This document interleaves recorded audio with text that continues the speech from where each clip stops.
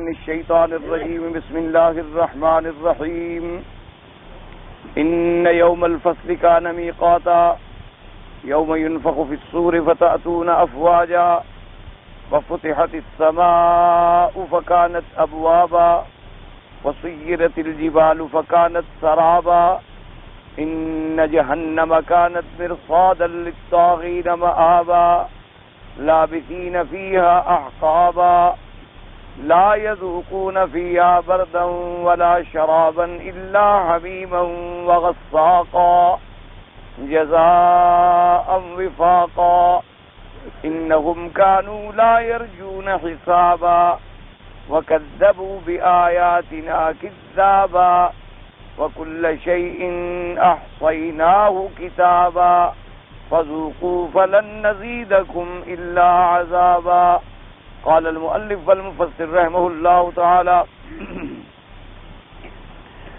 وقوله تبارك وتعالى لابثين فيها أحقابا أي ماكثين فيها أحقابا وهي جمع حقب وهو المدة من الزمان وقد اختلفوا في مقداره فقال ابن جرير عن ابن حميد عن مهران عن سفيان الثوري عن عمار الدهني عن سالم بن أبي الجعد قال قال علي بن أبي طالب هلال الهجري ما تجدون الحقب في كتاب الله المنزل قال نجده 80 سنة كل سنة 12 شهرا كل شهر 30 يوما كل يوم 1000 سنة.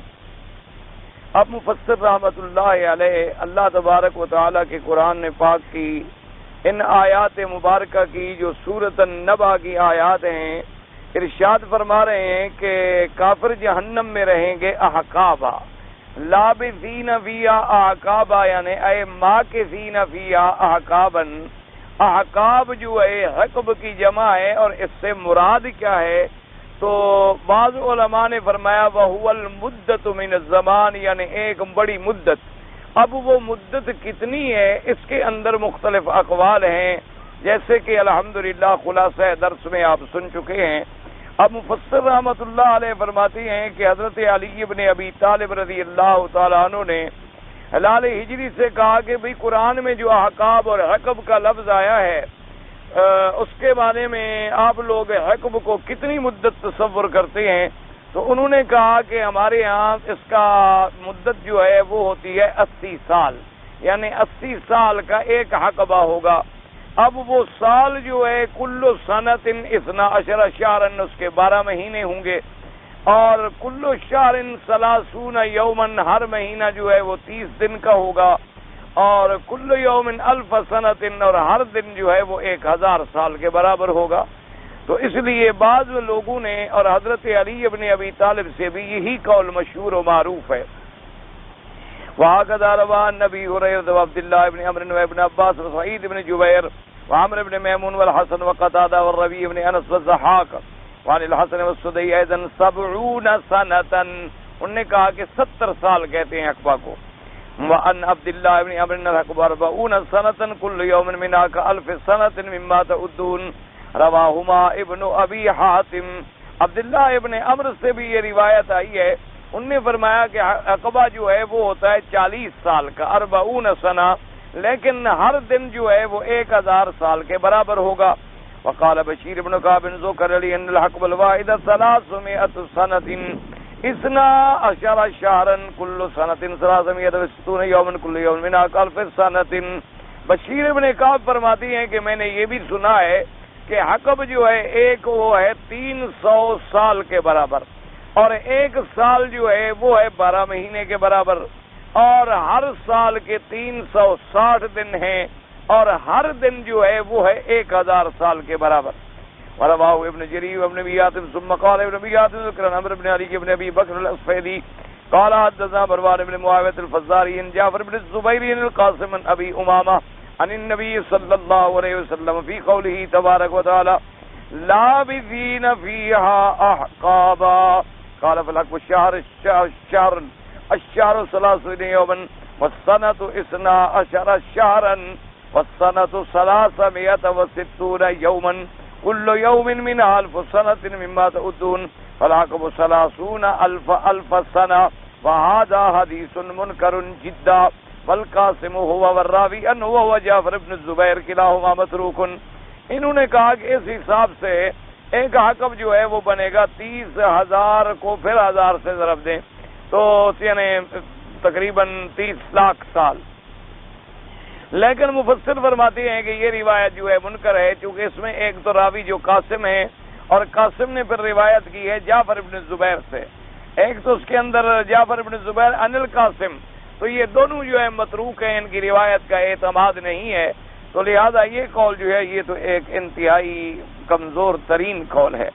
وقال البزار حدثنا محمد بن مرداس قال حدثنا سليمان بن ابو العلاء قال سألت سليمان التيمي يخرج من النار احد فقال حدثني نافع عن ابن عمر رضي الله تعالى عنهما عن النبي صلى الله عليه وسلم انه قال والله لا يخرج من النار احد حتى يمكث فيها احقابا قال وله بضع وثمانون سنة كل سنة 360 يوما مما تعدون. ثم قال سليمان بن بصري مشهور. اب اس روایت میں آتا ہے کہ فرماتے ہیں مسلم ابن ابو العلاء کہ میں نے سلیمان تیمی سے پوچھا کہ کیا کوئی جہنم سے نکلے گا، تو انہوں نے کہا کہ مجھے نافع نے ابن عمر رضی اللہ تعالی عنہما سے ایک روایت فرمائی ہے کہ حضور پاک نے فرمایا کہ کوئی جہنم سے نہیں نکلے گا حتیٰ کہ رہے گا اس میں احقاب.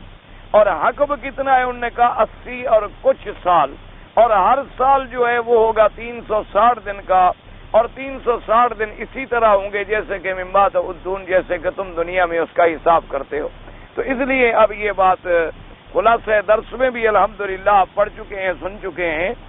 اتنے اقوال مفسرین کرام کو جمع کرنے کے اور ذکر کرنے کے لیے ضرورت کیوں پیش آ گئی؟ اس لیے ضرورت پیش آئی کہ لفظ آیا قرآن پاک میں کہ لابثین فیہا احقابا، اور مراد ہیں اس سے طاغین، اور طاغین سے مراد ہیں کافرین، کہ کافر جو ہیں وہ جہنم میں رہیں گے للطاغین مآبا لابثین فیہا احقابا، کہ طاغین جو ہیں وہ جہنم میں رہیں گے کئی احقاب. احقاب جمع کا صیغہ ہے. تو اب لغت کی بحث میں یہ بات آ گئی کہ ایک حقب جو ہے اس کی مدت کتنی ہوتی ہے. تو اب بعض نے کہا 80 سنتن، بعض نے کہا 70 سنتن، بعض نے کہا 40 سنتن، اور بعض نے کہا کہ ایک دن جو ہے وہ 1000 سال کے برابر ہوگا، اور بعد نے کہا 300 سنتن. یہ سارے اقوال اس لیے آ گئے کہ بظاہر ایک چیز جو ہے تعارض نظر آتا ہے کہ کافر تو ابداً ہمیشہ جہنم میں رہے گا، خالدین فیہا ابدا، وہ تو جہنم سے نکلے گا ہی نہیں.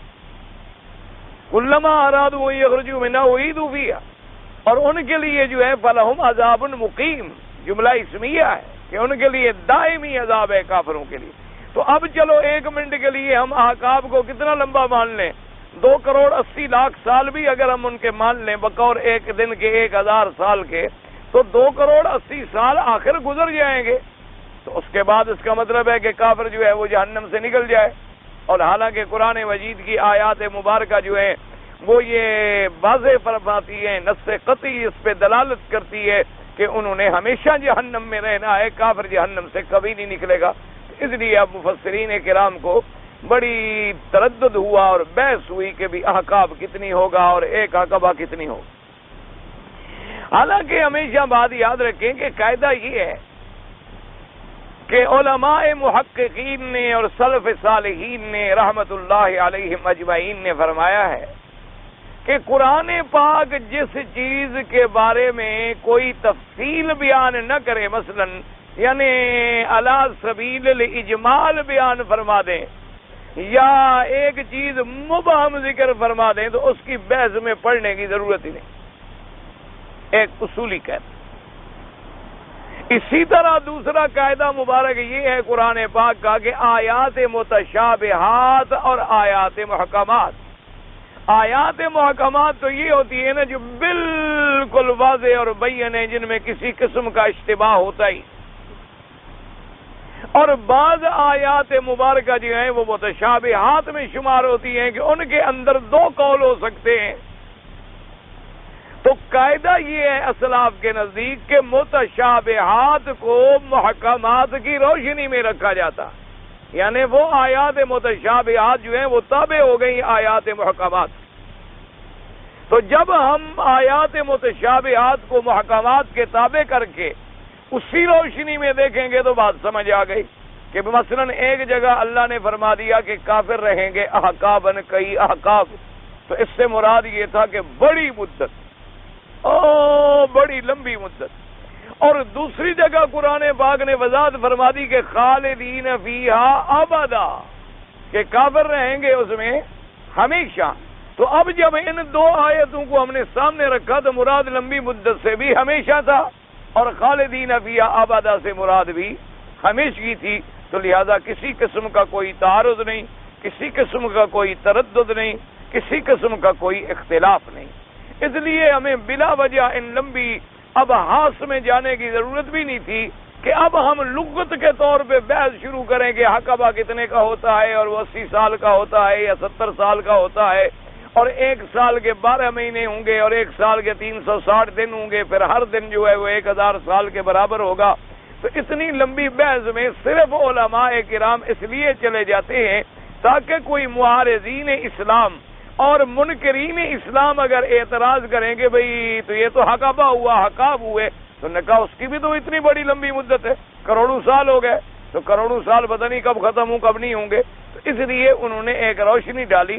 ورنہ قاعدہ یہ ہے کہ اہل جنت جب جنت میں داخل ہوں گے تو خالدین فیہا ابدا، اور اہل جہنم جب جہنم میں، یعنی اہل جہنم، اب دیکھ لیں، ایک اہل جہنم ہوں گے اصحاب الکفر والشرک، کافر مشرک، خالدین فیہا ابدا. ایک اصحاب جہنم ہوں گے اصحاب المعاصی، کہ ہیں تو مسلمان، ہیں تو مومن لیکن گناہگار ہیں، مرتکب کبائر ہیں. وہ جہنم میں رہیں گے قدر اپنی سزاؤں کے. اس کے بعد اللہ تبارک و تعالی ان کو جہنم سے نکالیں گے شفاعت انبیاء علیہم السلام سے، اسی طریقے سے شفاعت قرآن سے، اسی طریقے سے سب سے آخر میں جو بچیں گے من کان فی قلبہ مثقال ذرۃ من ایمان، ان کو اللہ تبارک و تعالی اپنی رحمت سے جہنم سے نکال کے جنت میں بھیج دے. تو اس لیے ایک بات جو ہے بڑی واضح ہو گئی. اب قرآن نے کہہ دیا احقاب، تو بحث میں پڑھنے کی ضرورت ہی نہیں. جیسے کہ قرآن مجید نے کئی مقام پہ، جیسے مثلا ذکر آ گیا اصحاب کہف کا، تو قرآن مجید نے اتنی بات فرمائی اذ اول فتیۃ الی الکہف، کہ جب چند نوجوانوں نے پناہ لی غار میں. بھئی اب وہ نوجوان کون ہیں؟ تو قرآن کوئی قصے کی کتاب ہے؟ قرآن پاک جو ہے وہ کوئی انصاف بیان کرنے کے لیے آیا ہے کہ قرآن تفصیل بیان کرے کہ ان نوجوانوں کے نام یہ تھے اور ان کی عمر یہ تھی اور فلاں سن میں پیدا ہوئے تھے اور فلاں سن میں فوت ہو گئے تھے اور جناب ان کا قد اتنی فٹ تھا اور چہرہ مبارک ایسا تھا اور ایسا؟ کوئی ضرورت نہیں ہے.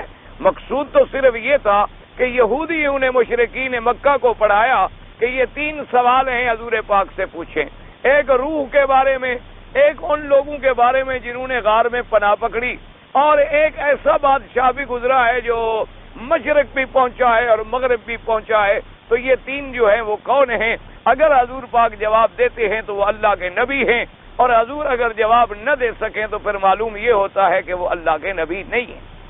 تو یہ ایک سوال آیا، اللہ نے قرآن نازل کر کے ان کے بارے میں تفصیل سے جواب عطا فرما دیا. ان مشرکین و یہود کا رد ہو گیا، اور ساتھ اس بات آخرت ہو گئی کہ جو اللہ تبارک و تعالی اصحاب کہف کو 309 سال تک غار میں زندہ رکھنے پہ قادر ہیں، اور پھر ان کو جگا دیتے ہیں، پھر ان کو موت عطا فرما دیتے ہیں، اور ان کے لباس بھی نہیں تبدیل ہوتے، ان کی شکل بھی نہیں تبدیل ہوتی، تو ہمیں بھی قبروں سے دوبارہ نکالنے پہ قادر ہے. بات ختم ہو گئی. اللہ کا قرآن تو عبرت کے لیے، اللہ کا قرآن تو موعظہ ہے، اللہ کا قرآن تو ہدایت کے لیے ہے. اب بلا وجہ اس میں اگر ہم پڑھیں گے تو لازمی بات یہ ہے کہ وہ ٹھوکریں لگیں گی، اور سابقہ روایات سے اور سابقہ کتب اسرائیلیہ غیر معتمدہ ان سے جناب ہم بحث کریں گے کہ ان کے نام تبلیغہ تھا، اس کا نام بکسلمینہ تھا، اس کا نام یہودا تھا، اس کا نام فلاں تھا اور اس کا نام فلاں تھا. یہ بحثیں جو ہیں بالکل لا طائل ان کا قرآن سے تھا. اذ اول فتیہ تو بس انتہا ہو گئی بات. اللہ کا اگر ضروری ہوتا تو اللہ قرآن میں نام لے لیتے، کوئی مشکل بات تھی. اگر ضروری ہوتا تو حضور صلی اللہ علیہ وسلم کو ان کے نام بتلا دیے جاتے کہ جناب ان کے نام یہ تھے، بات ختم ہو گئی۔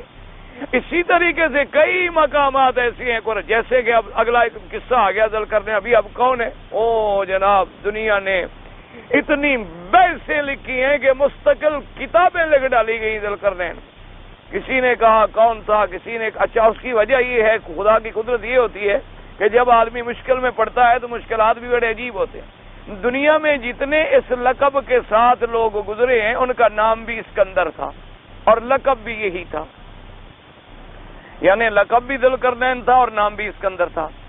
اس لیے اب جناب ٹھوکریں لگی جناب تاریخ دانوں کو، کسی نے کہا اس سے مراد وہ ہے اور کسی نے کہا وہ ہے اور کسی نے کہا وہ ہے، اور بحثوں میں پڑھتے پڑھتے دنیا کی کتابیں کنگال ڈالی ہیں، اور فائدہ کوئی بھی نہیں۔ مقصود تو صرف اتنی تھا کہ حضور سے ایک سوال کیا گیا، اللہ نے قرآن میں جواب دے دیا کہ بھی جس کے بارے میں تم پوچھتے ہو اس کا قصہ ہی ہے، بس۔ اب اس کی بحث میں ہمیں الجھنے کی کوئی ضرورت ہی نہیں تھی کہ ہم بلا وجہ تواریخی روایات کو اور روایات اسرائیلیہ کو لے کر ایک بنیاد بنائیں اور پھر ایک عمارت رکھیں۔ کسی نے کہا جی حضرت عیسیٰ علیہ السلام سے 300 سال پہلے گزرا ہے، کسی نے کہا نہیں جناب عیسیٰ علیہ السلام کے بعد گزرا ہے، کسی نے کہا کہ نہیں جناب اس سے مراد جو ہے وہ حضرت ابراہیم علیہ السلام کے زمانے میں گزرا ہے، کسی نے کہا جی وہ ہمیر کا تھا، کسی نے کہا کہ نہیں وہ تھا ہی چین کے علاقے کا، کسی نے کہا کہ نہیں جی وہ تھا رشین ایریے کا آدمی تھا، کسی نے کچھ کہہ دیا اور کسی نے کچھ کہہ دیا اور بلا وجہ الجھتے چلے گئے۔ اچھا کسی نے کہا جی اس کو کرنین اس لیے کہا ہے کہ اس کے 2 سینگ تھے، کسی نے کہا کہ جی وہ اپنی زلفوں کو 2 حصوں میں تقسیم کرتا تھا اس لیے اس کو کہا گیا، کسی نے کہا کہ نہیں جناب اس لیے اس کو کہا گیا کہ وہ چونکہ مشرق بھی پہنچا مغرب بھی پہنچا تو لہذا اس وجہ سے اس کا یہ لقب بن گیا، کسی نے کہا کہ اللہ تبارک و تعالیٰ نے اس کو ظاہری طور پر جو علم ہے وہ بھی عطا فرمائے تھے اور جو اندر کی چیزیں ہیں وہ بھی بتلائی تھی اس لیے اس کا یہ لقب پڑ گیا۔ تو یہ ساری بحثوں میں پڑھنے کی ضرورت کیا تھی؟ اگر ہمارا اللہ کے قرآن پہ ایمان ہو اور ہمارا اللہ کے فرمان پہ ایمان ہو تو جتنی قدر اللہ نے قرآن میں بیان فرمایا اور حضور پاک نے وضاحت فرما دی بات ختم ہو۔ اس سے زیادہ لمبی چوڑی بحثوں میں ہمیں جانے کی ضرورت ہی نہیں۔ جیسے قرآن نے یاجوج ماجوج کا نام لے لیا، بس بات ختم ہو گئی، ٹھیک ہے وہ ایک قوم ہے، اللہ کے علم میں کہاں ہے جہاں بھی ہو۔ اب جناب لوگوں نے وہاں کے بحث شروع، کسی نے کہا کہ ترک ہوتے ہیں، کسی نے کہا کہ نہیں وہ تاتاری جو گزرے ہیں تاتار کا فتنہ جو تھا وہی تھے، کسی نے کہا کہ نہیں جی وہ منگولی جو ہوتے ہیں وہ تھے، کسی نے کہا کہ نہیں جناب یہ روسی اور صینی جو ہیں یہ وہ تھے یاجوج ماجوج، کسی نے کچھ کہہ دیا اور کسی نے کہا وہ دیوار ٹوٹ گئی، کسی نے کہا وہ دیوار آئندہ ٹوٹے گی، کسی نے کہا یہی دیوار چین جو ہے وہی ہے، کسی نے کہا وہ اور دیوار ہے جو برلن کی ٹوٹ گئی ہے یہی دیوار تھی۔ یہ تو ساری ایسی حکایات ہیں جن کے ساتھ بحث کرنے کی ضرورت ہی نہیں تھی۔ قرآن پاک کوئی جغرافیہ کی کتاب تو نہیں ہے، قرآن پاک کوئی قصے بیان کرنے والی کتاب تو نہیں ہے۔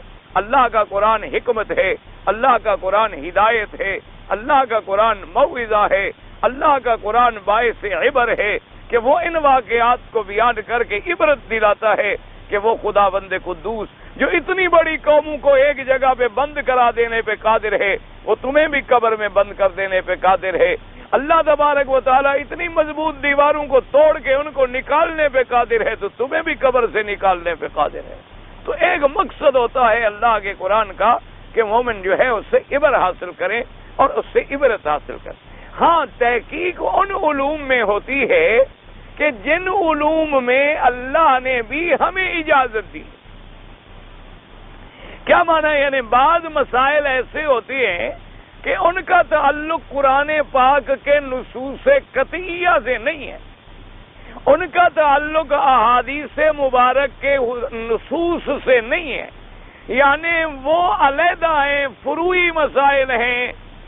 اب مثال کے طور پر اللہ کے نبی نے 4 رکعت عشاء کی نماز پڑھ کے ہمیں دکھلا دی، تو اب کوئی بحث کی اجازت ہے کہ جی 4 کیوں ہے، 5 کیوں نہیں، 4 ہے تو 3 کیوں نہیں، 3 ہے تو 2 کیوں نہیں؟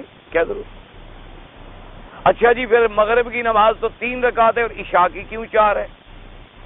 مغرب کی 4 بنا دیں اور عشاء کی 3 بنا دیں، تو یہ جہالت ہوگی، کیونکہ اللہ کا قرآن آ گیا اور میرے پاک نبی نے نمونہ دکھلا دیا۔ لقد کان لکم فی رسول اللہ اسوۃ حسن، بات ختم ہو گئی۔ اور اسی میں اللہ کی حکمتیں ہیں کہ مغرب سے ایک یعنی دیکھیں آپ ویسے بھی اگر آپ غور و فکر کریں تو دن ختم ہو رہا ہے اور رات آ رہی ہے۔ مقصد تبدیلی آ گئی نا کہ دن غروب شمس کے بعد ختم ہو گیا اور رات شروع ہو گئی۔ تو اب جناب دن تھا کام کے لیے اور رات تھی آرام کے لیے، تو کام میں تھکا مارا آدمی آیا تو اللہ نے مہربانی فرما کے نماز تھوڑی رکھ لی، اس کے بعد ذرا آدمی کو آرام شراب مل گیا تو اللہ نے اگلی رکعتیں 4 رکعتیں عطا فرما دی، اس کی حکمتیں ہیں۔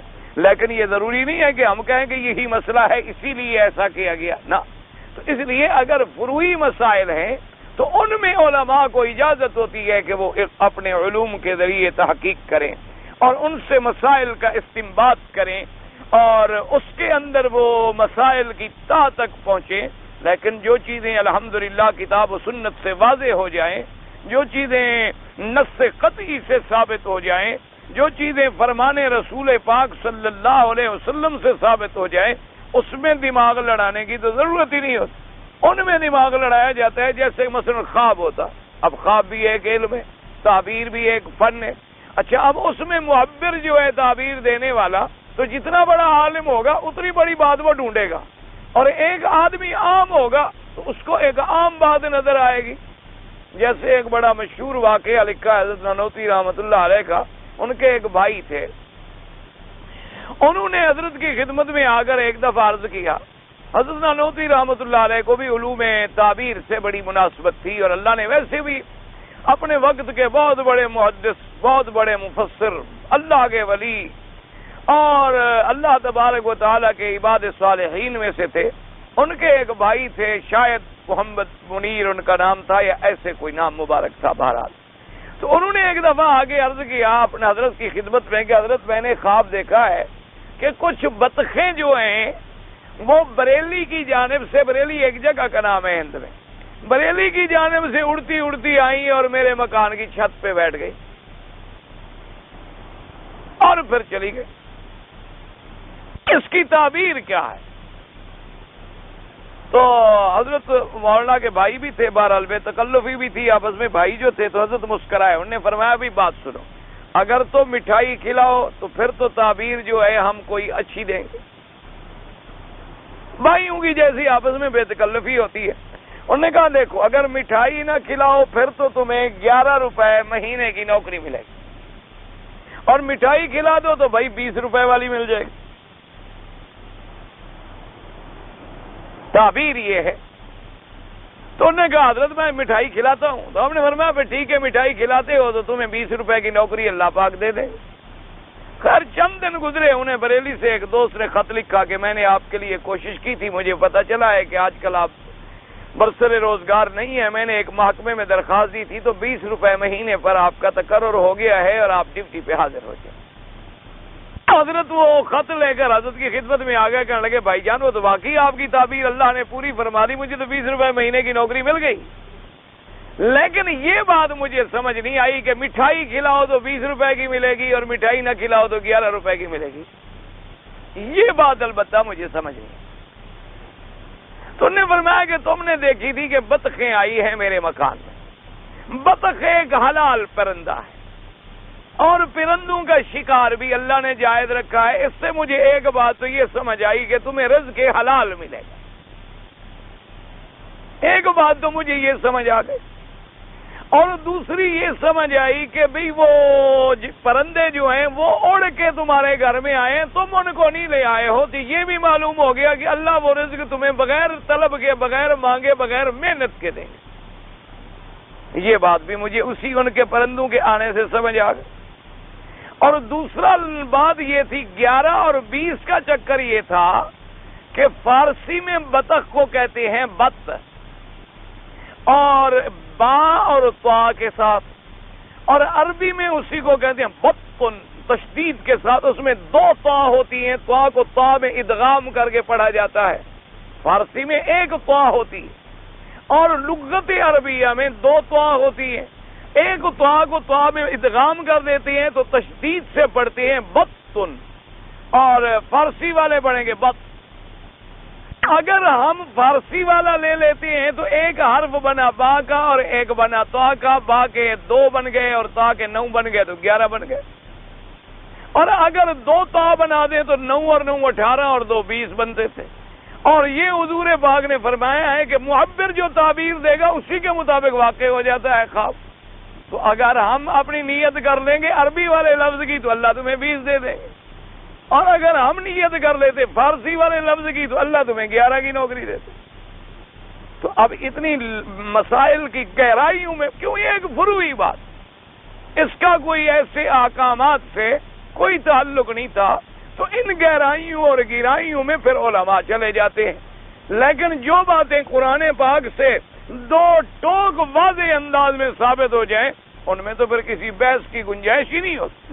اس لیے ہمیشہ یاد رکھیں کہ جو چیز قرآن و حدیث نے بیان فرمائی آمنا باللہ وصدقنا، اللہ نے فرما دیا، بات یہ تھی کہ لابسین فیہا احقابا، کہ کافر جو ہیں وہ جہنم میں رہیں گے احقابن۔ اب وہ کتنی احقاب ہیں؟ کوئی اللہ نے فرمایا 2 3 4 5 6، تو جب نہیں فرمایا ہے تو اس کا مطلب ہے غیر معلوم، نامعلوم یعنی ہمیشہ۔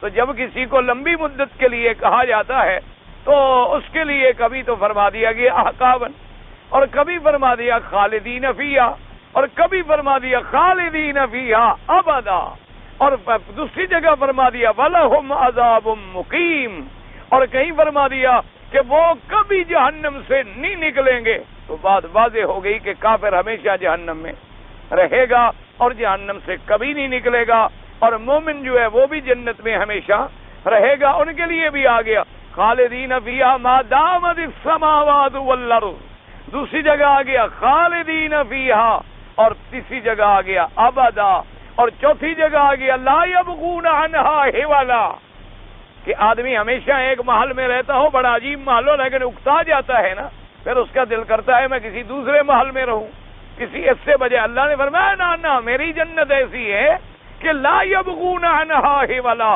رہیں گے بھی ہمیشہ لیکن اس سے کبھی منتقل ہونے کی خواہش بھی نہیں کریں گے، تمنا بھی نہیں کریں گے، کیونکہ اس کی لذتیں ایسی ہوں گی، اس کی نعمتیں ایسی ہوں گی، ما لا عین رأت ولا اذن سمعت ولا خطر علی قلب بشر، او کما قال رسول اللہ صلی اللہ علیہ وسلم، حضور پاک نے فرمایا کہ کسی آنکھ نے دیکھا نہیں، کسی کان نے سنا نہیں، اور کسی عقل و دماغ و فکر نے سوچی نہیں ہے کہ وہ نعمتیں کتنی بڑی ہوں، اور وہ نعمتیں کیسی ہوں گی کہ اس میں رہنے والے جو ہیں اہل جنت ہمیشہ جنت میں، اور اہل جہنم جو ہیں وہ ہمیشہ جہنم میں۔ تو اس لیے بہرحال مفسرین کرام نے یہ سارے اقوال اس لیے نقل کیے ہیں کہ اب معترضین کو جواب دیا جا سکے کہ بھئی احقابہ جو آ گیا اس کا مطلب تو یہ ہوا کہ وہ نکلیں گے، چاہے کتنی بڑی لمبی مدت کیوں نہ ہو، لیکن کبھی نہ کبھی تو وہ مدت ختم ہو جاتی ہے نا۔ لیکن حالانکہ قاعدہ یہ ہے کہ کافر ہمیشہ نارے جہنم میں رہے گا اور کبھی نہیں نکلے گا۔ اس لیے جب آدمی اس قاعدہ کلیہ کو دماغ میں رکھ لے تو الحمدللہ پھر اس سے پریشانی نہیں ہوتی۔ قال الصدی العارفین فیہا احقابا قال سبعمائة من كل سبعون سنة كل سنة 360 یوما كل یوم قال فسنة مما تعدون۔ تو انہوں نے کہا کہ اس سے مراد یہ احقابہ جمع ہے، تو انہوں نے کہا کہ 700 حقبہ رہیں گے، اور ہر حقبہ جو ہے وہ ہوگا 70 سال کا، ہر سال جو ہے وہ ہوگا 360 دن کا، اور ہر دن جو ہے وہ ہوگا 1000 سال۔ بھئی جتنا بڑھاتے چلے جاؤ لیکن ایک حد تو ہوگی نا۔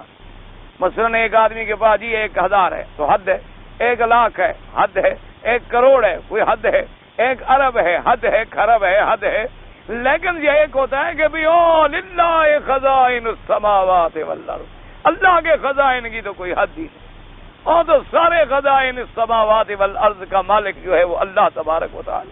تو اس لیے اس لمبی چوڑی بحث میں جانے کی ضرورت ہی نہیں ہے، مقصد صرف اتنی بیان کرنا تھا۔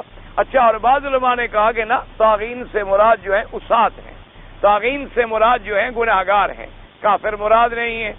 لیکن اگلی آیات نے جب واضح کر دیا کہ وَكَذَّبُوا بِآيَاتِنَا، کہ ذابات لہذا دوسرے قول لینے کی ضرورت ہی نہیں ہے ہمیں۔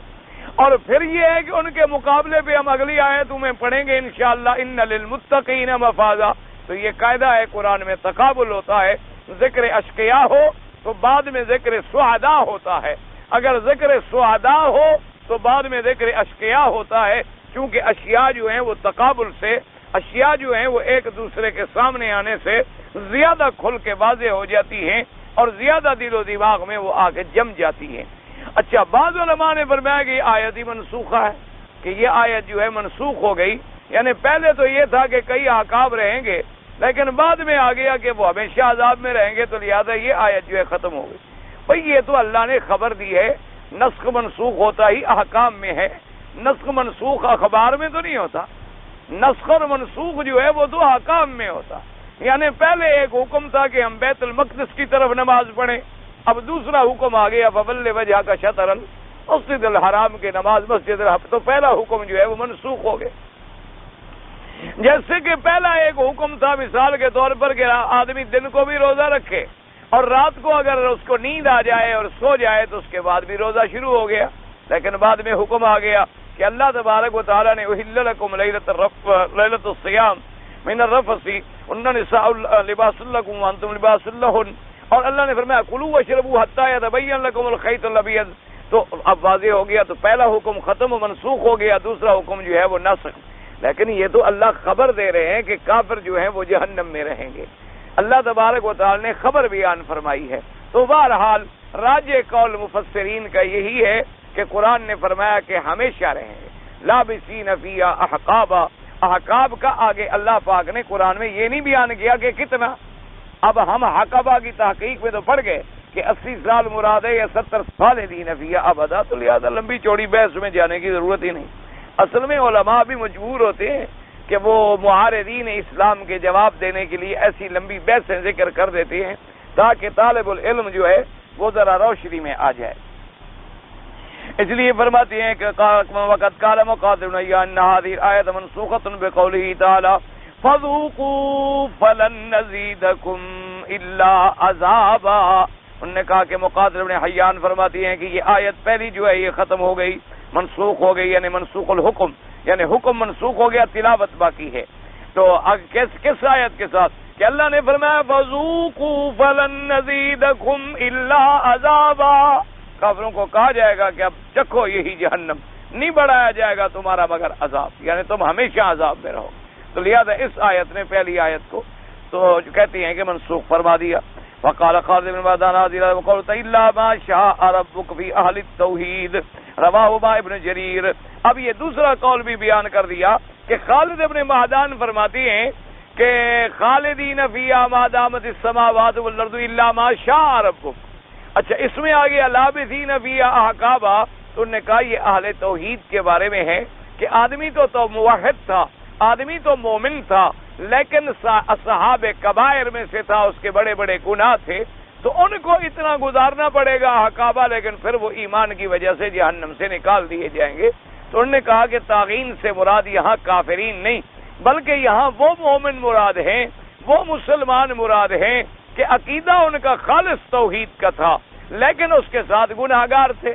اب گناہوں کی انہیں سزا مل گئی، اور گناہوں کی سزا بھگتنے کے بعد جو ہے وہ جہنم سے نکالے گئے، اور اللہ تبارک و تعالیٰ کی رحمت سے ان کو جنت پہ بھیجا گیا۔ تو ایک قول مفسرین نے یہ بھی بیان فرمایا ہے، اور الحمدللہ یہ بھی آپ خلاصہ درس میں پڑھ چکے اور سن چکے۔ ثم قال تبارک و تعالی ويحتمل أن يكون قوله تعالى لابثين فيها أحقابا متعلقا بقوله تعالى لا يذوقون فيها بردا ولا شرابا ثم يحدث الله لهم بعد ذلك عذابا من شكل آخر ونوع آخر ثم قال والصحيح أنها لا انقضاء لها۔ اب مفسر رحمت اللہ علیہ فرماتی ہیں کہ ایک احتمال یہ بھی بیان کیا گیا ہے کہ لابثین فیہا احقابا لا یذوقون فیہا بردا ولا شرابا الا حمیما وغساقا۔ بعض علماء نے فرمایا کہ لابثین فیہا احقابا کا تعلق جو ہے اگلی آیت سے ہے، یعنی رہیں گے احقاب اس عذاب میں کہ نہیں چکھیں گے کچھ ٹھنڈک، نہ کوئی پینے والی چیز، بلکہ ملے گا کھولتا ہوا پانی اور زخموں کی دھون، یعنی احقاب تو اس عذاب میں ہوں گے۔ اس کے بعد یتبدیادس لہم نوع آخر من العذاب، اس کے بعد ان کے لیے پھر اور عذاب شروع ہوگا۔ پھر اور عذاب شروع ہوگا، پھر اور عذاب شروع ہوگا، یعنی یہ عذاب کی قسم جو ہے اس میں رہیں گے احقابن، پھر قسم تبدیل ہو گئی عذاب کی، یعنی پسند کوٹھی بند رہیں گے اتنی مدت، پھر جناب دوسری جگہ، پھر تیسری جگہ، پھر اور اسی طرح ہمیشہ رہیں گے۔ مفسر رحمت اللہ علیہ فرماتی ہیں کہ بھائی اگر غور کرو تو وہ صحیح ہو لا انقضاء علیہا، کہ صحیح قول تو یہی ہے کہ لا انقضاء علیہا، کافروں کے لیے عذاب کی کوئی ختم ہو گئی، وہ ہمیشہ عذاب میں رہیں گے۔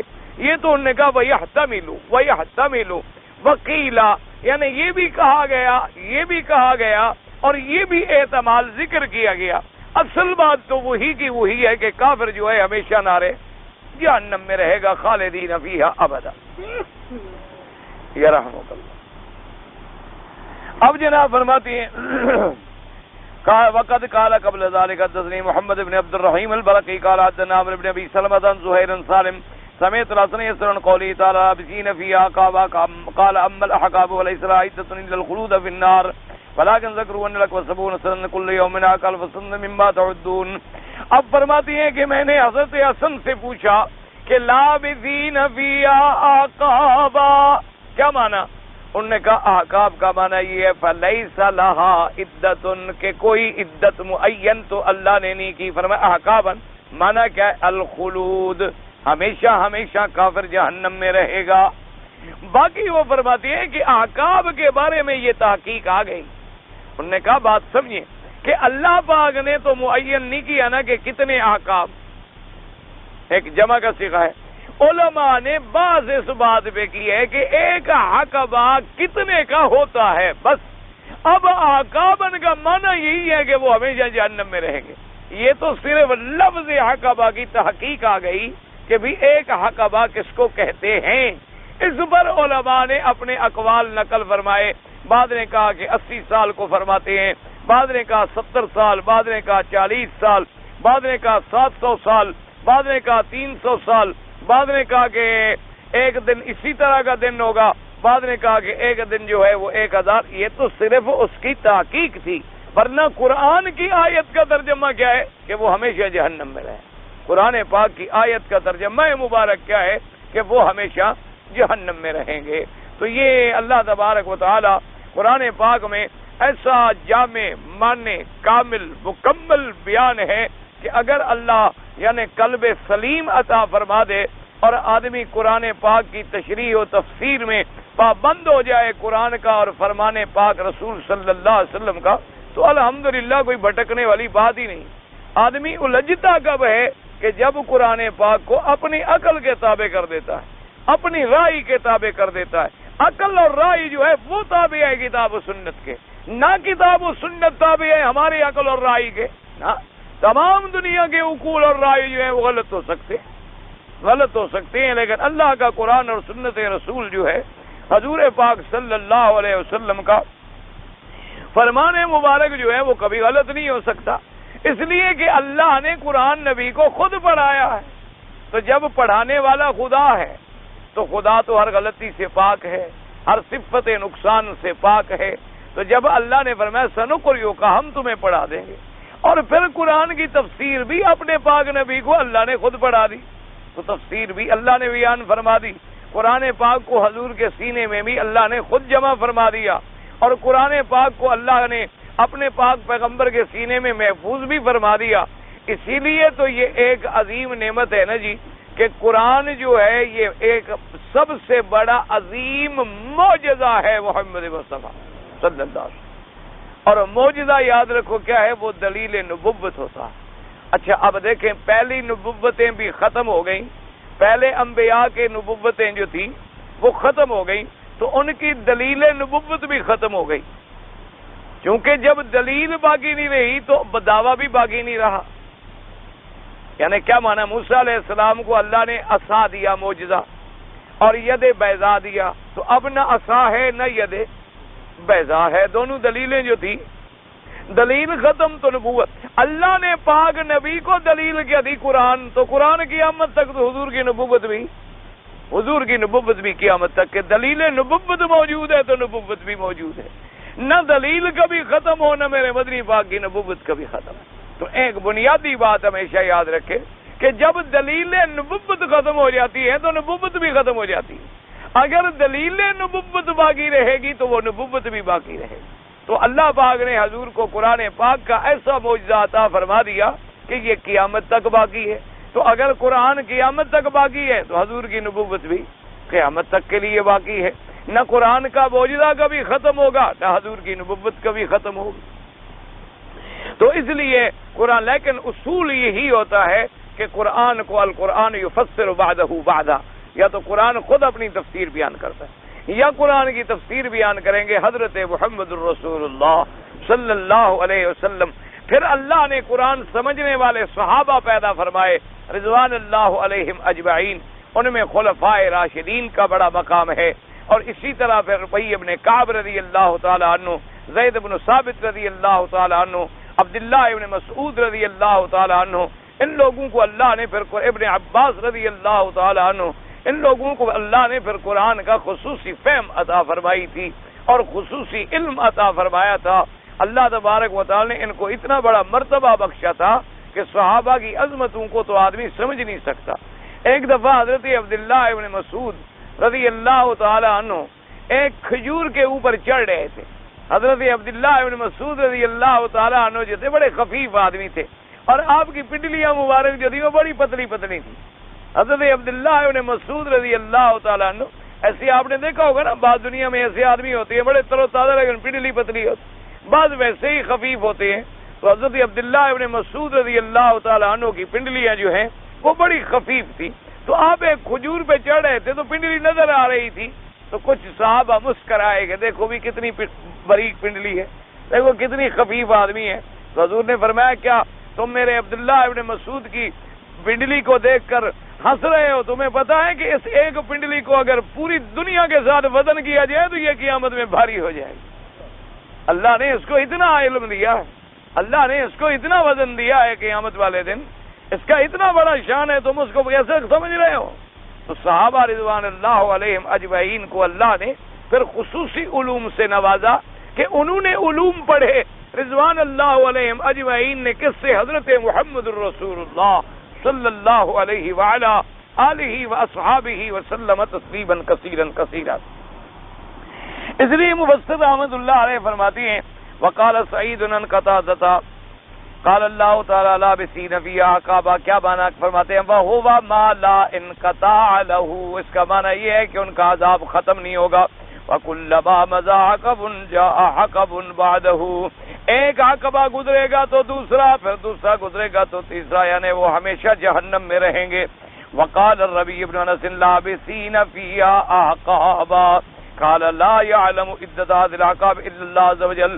ربیع ابن انس نے فرمایا کہ اللہ نے قرآن میں فرما دیا ہے لابسین فیہا احقابا، انہوں نے کہا لا يعلم، کوئی نہیں جانتا، عدت الاحقاب الا اللہ عز وجل، اللہ کے سوا کوئی نہیں جانتا کہ وہ مدت کتنی ہے۔ وذکر لنا ان العقب والثمانون سنۃ والسنۃ 360 یوما کل یوم قال فی سنۃ مما تعدون، رواہما ایضا ابن جریر، ابن جریر رحمۃ اللہ علیہ نے بھی نقل فرمایا اسی کو نقل فرمایا ہے انہوں نے کہا کہ لیکن ہمیں بھی یہ روایت ملی ہے کہ ایک عقبہ جو ہے وہ ہوگا 70 سال 80 سال کا، اور ایک سال 360 دن کا، اور ہر دن جو ہے 1000 سال کا۔ یہ قول ہمیں بھی پہنچا ہے، لیکن انہوں نے فرمایا اصل یہ ہے کہ احقابہ اس مدت کو کوئی نہیں جانتا مگر اللہ تبارک و تعالی۔ اب فرماتے ہیں وقولہ تبارک و تعالی لا يذوقون فيها بردا ولا شرابا اي لا يجدون في جهنم بردا لقلوبهم ولا شرابا طيبا يتغذون به۔ اللہ پاک نے فرمایا کہ قیامت میں ان کو جہنم میں کوئی ایسی ٹھنڈک بھی نہیں ملے گی جو ان کے دلوں کو ٹھنڈک پہنچائے۔ کیا مانا؟ کوئی ٹھنڈا پانی ملے تو ٹھنڈک پہنچائے، ٹھنڈی جگہ ملے تو ٹھنڈک پہنچائے، کوئی ٹھنڈا سایہ ملے تو ٹھنڈک پہنچائے، وہ تو جہنم میں ہوں گے۔ ان کے اوپر بھی عذاب ہوگا اور نیچے بھی عذاب ہوگا، ان کے دائیں بھی عذاب ہوگا اور بائیں بھی عذاب ہوگا۔ ولا شرابن، کیا مانا؟ حالانکہ پلایا تو جائے گا ان کو، فرمایا شرابن طیبن، یعنی کوئی پاکیزہ شراب ان کو نہیں ملے گا کہ وہ پیئیں اور اس سے ان کو فائدہ ہو. ملے گا کیا؟ الا حمیما وغساقا.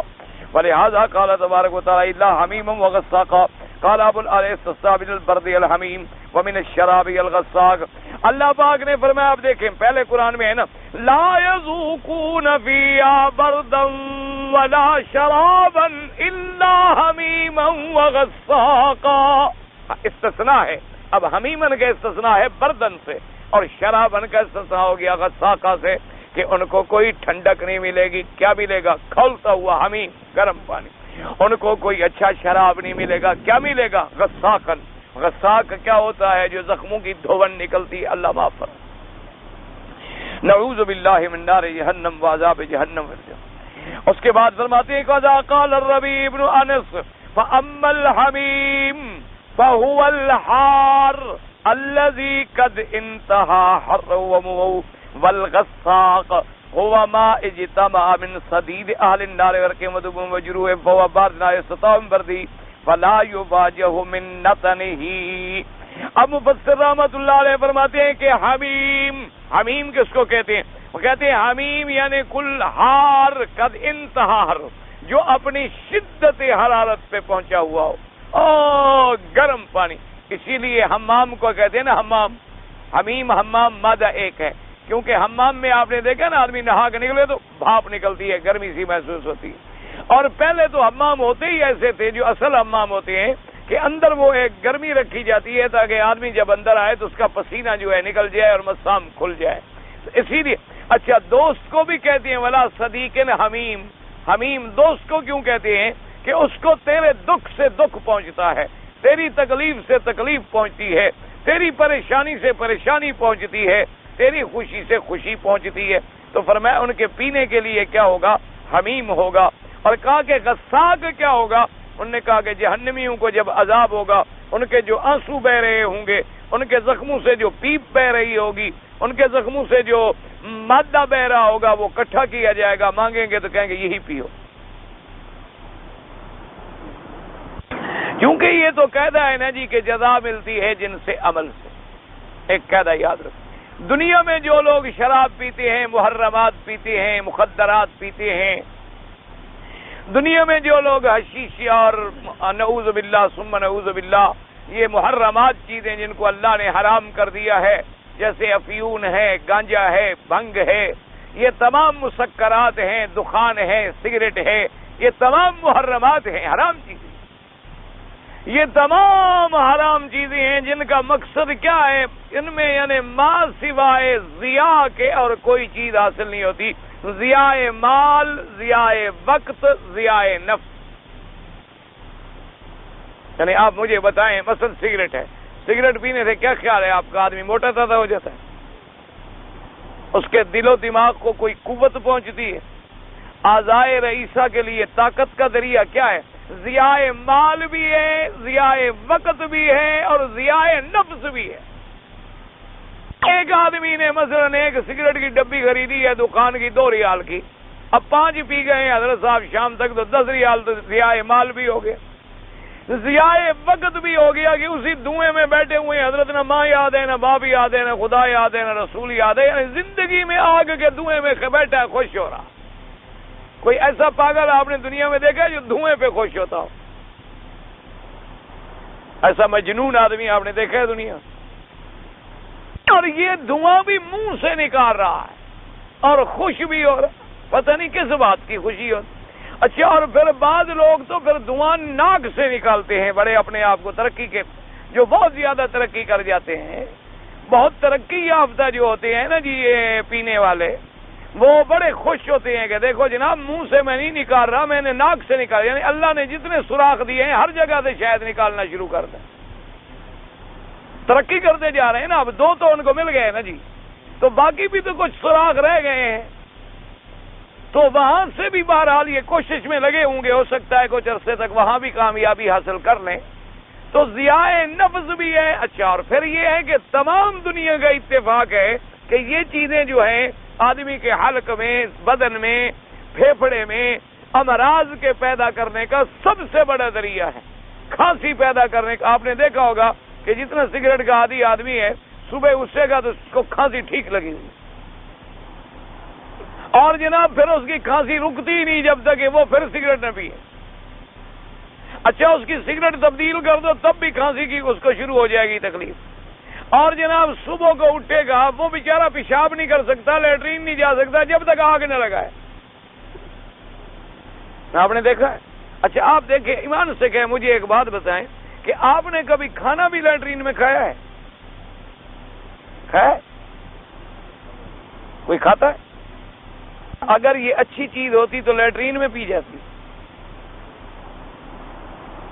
نا۔ ٹھنڈے دل سے غور کرو، کبھی کسی آدمی نے یہ کہا ہے کہ جی میں لیٹرین میں پیشاب کے لیے جا رہا ہوں، بیوی کو گلاس پانی کا دینا ذرا میں اندر بیٹھ کے پیوں گا؟ کبھی کہا ہے؟ کبھی آپ نے روح افزا کا گلاس اندر منگوا کے پیا ہے؟ لیکن سگریٹ کہیں گے جی جلدی لاؤ سگریٹ لاؤ، جی میں نے حمام جانا ہے پہلے سگریٹ پی لوں، تھوڑا سا آدھا پی لوں، ذرا گرمی پہنچ جائے نا اندر، تاکہ آنتیں شانتیں جو ہے وہ ٹھیک ٹھاک گرم ہو جائیں، جل جائیں، تو پھر جا کر اندر میں اپنی فراغت حاصل کروں۔ تو جو چیز ایسی گندی جگہ پر پی جاتی ہے وہ اچھی ہو سکتی ہے، اور پھر جناب دوسرے پوچھیں گے جی کیا کریں، جی چھوٹتی نہیں ہے اور عادت ہو گئی ہے۔ کچھ نہیں، کوئی مسئلہ نہیں، صرف ایک تخیل ہے، آدمی اللہ پہ یقین کر لے اور قوت متخیلہ پہ قابو پا لے کہ بس میں نے نہیں پینا، بات کر دوں کچھ بھی نہیں ہو۔ جن لوگوں نے چھوڑا ہے کیا خیال ہے آپ کا، کتنے مر گئے؟ تو یہ سارے محرمات ہیں۔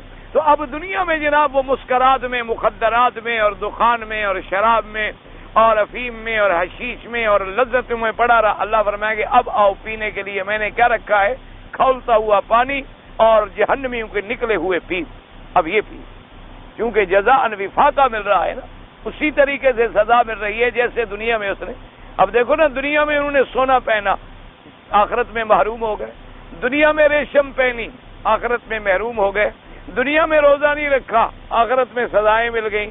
جنہوں نے دنیا میں روزے رکھے، حرام چیزیں استعمال نہیں کی، اللہ فرمائے کہ کلوا واشربوا ہنیئا بما اسلفتم فی الایام الخالیہ، کہ اب جناب کھاؤ پیو اور مزے کرو، جنت کے ریشم پہنو، جنت کے سونے پہنو، ان کے جناب کنگن پہنائے جائیں گے، جنت کے سونے کے اور چاندی کے اور موتیوں کے بنے ہوئے، اور جنت کے ریشمی ثیاب ملیں گے، اور من سندس اور استبرق سے، اور ایسے ایسے جن کے تصورات سے بھی انسان کی دماغ جو ہے وہ نہیں پہنچ سکتا ہے۔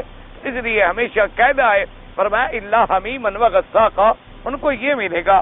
اور فرماتے ہیں کہ جناب وقت قدمنا الکلام علی الغساق فی سورۃ الصاد بما اغنى عن عیادتہ، کہتے سورۃ الصاد میں آپ اس پر پوری بحث پڑھ چکے ہیں، اب دوبارہ ذکر کرنے کی ضرورت نہیں ہے۔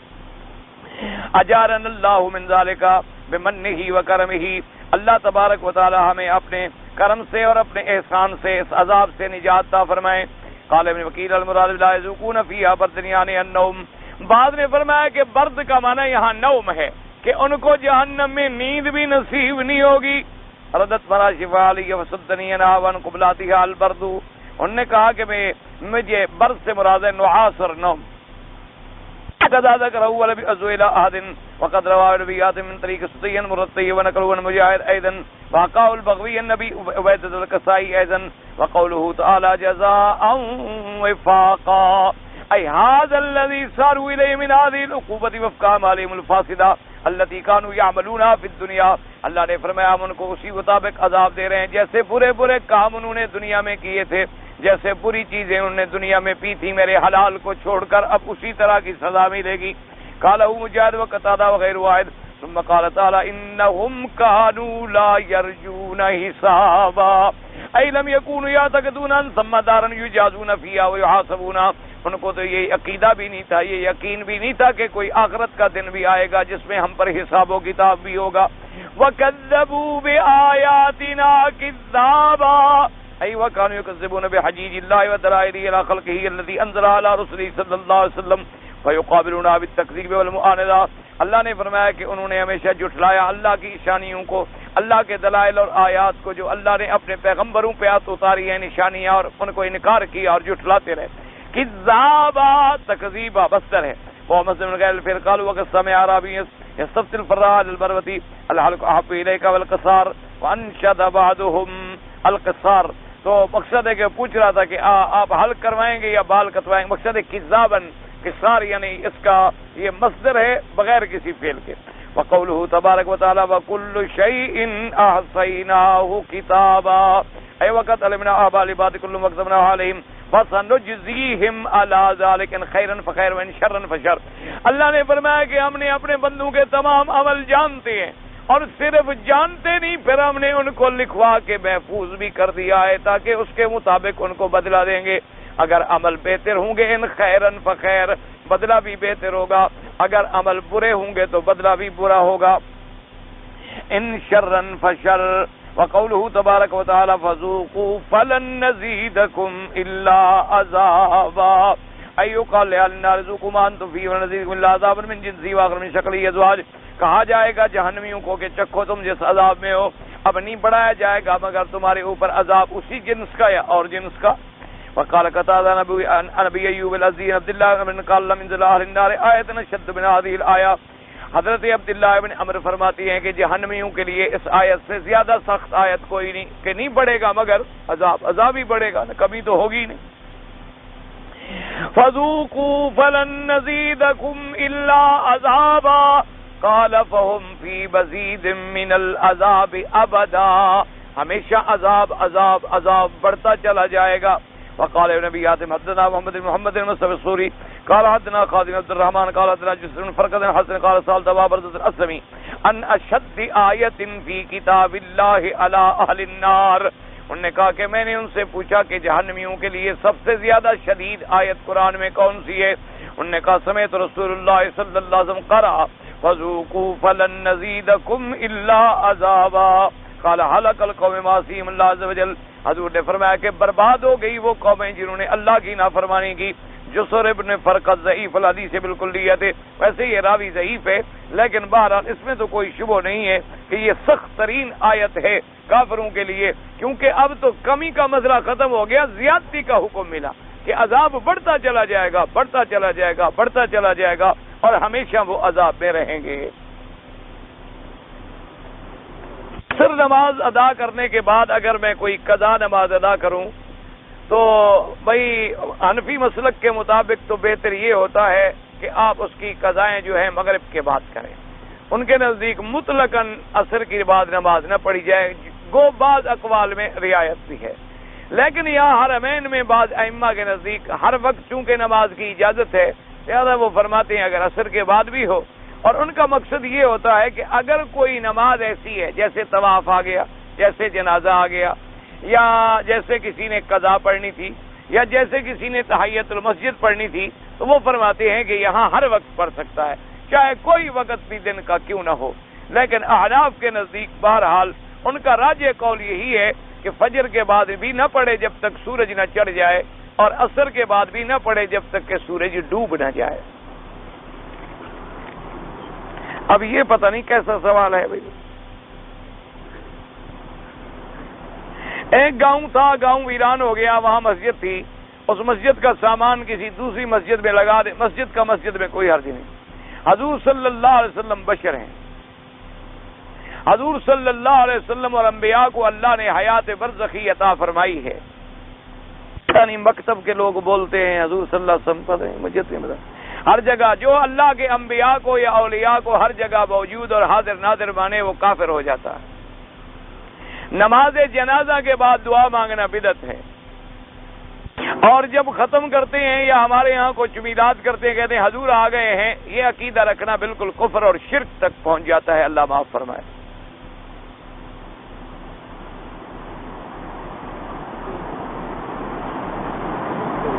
اگر ہم 10 سیٹ بک, یہ تو کوئی پہلے کے پڑے ہوئے ہیں, حج کا مسئلہ ہے, پتہ نہیں کیا ہے, اب کا تو نہیں ہے بھائی, پتہ نہیں آپ نے بھی کوئی پرانا کاغذ ڈھونڈ لیا.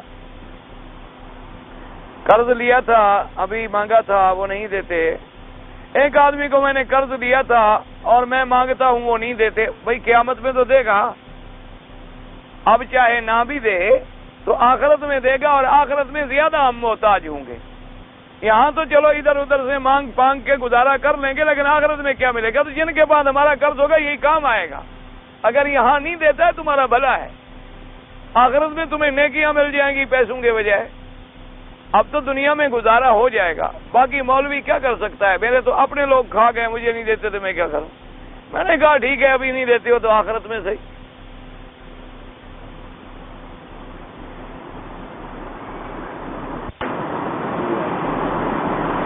میں نے کسی آدمی سے سنا ہے، آپ نے اپنے گھر، آپ نے جو سنا ہے تو سنا ہوگا، بس سنائی باتوں پر اعتبار نہیں ہوتا۔ اگر نماز کھڑی ہو جائے اور ڈر ہو کہ میں سنتیں پڑھوں گا نماز چلی جائے گی، نماز میں مل جائے فوراً۔ نماز کے اندر کندھے اور پاؤں جو ہے ملنے، مانا یہ ہوتا ہے کہ برابر ہوں، صف سیدھی ہو۔ اب یہ نہیں ہوتا کہ بالکل ملاتے رہو ملاتے رہو ملاتے رہو، تو کیسے ایک آدمی کا قد چھوٹا ہو ایک کا بڑا ہو، کندھا کیسے ملا لیں گے؟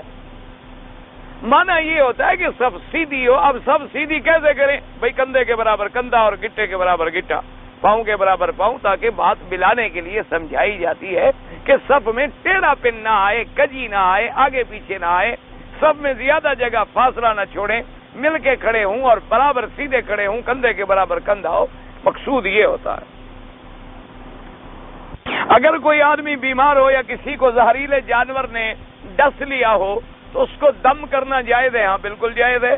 حدیث پاک میں ہے کہ ایک آدمی کو بچھو نے ڈس لیا تو ایک صحابی نے جا کر فاتحہ پڑھی اور دم کیا، تو حدیث پاک میں موجود ہے، کوئی ایسی بات۔ لیکن خیال یہ کیا کریں کہ دم کرنے والے بھی کوئی مومن موحد ہو، یعنی وہ اللہ کا قرآن پڑھنے والا ہو۔ یہ جو شرکیہ انتر جنتر منتر پڑھتے ہیں، اس کفر کے پڑھنے سے نہ پڑھنا جو ہے زیادہ بہتر ہے۔ عورت عورتوں کی امام بن سکتی ہے، بن سکتی ہے۔ ہنڈی کے ذریعے اگر ملک کو نقصان ہو تو پیسے نہ بھیجیں۔